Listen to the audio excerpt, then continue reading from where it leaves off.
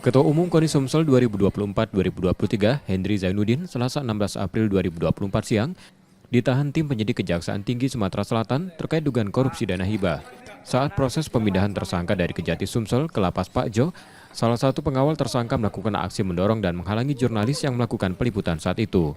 Kejati Sumsel menahan Henry Zainuddin setelah ditetapkan sebagai tersangka September 2023 lalu dan penahanan ditunda karena tersangka ikut dalam proses pemilu legislatif.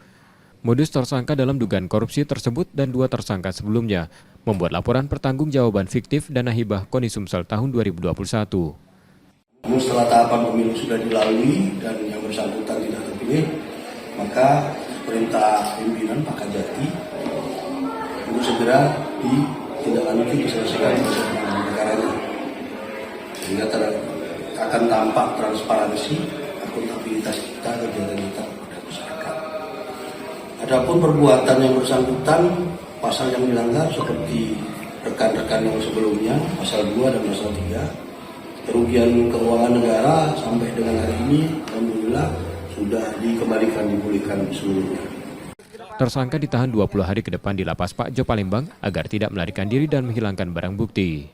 Yudi Kiswanto, Kompas TV, Palembang, Sumatera Selatan.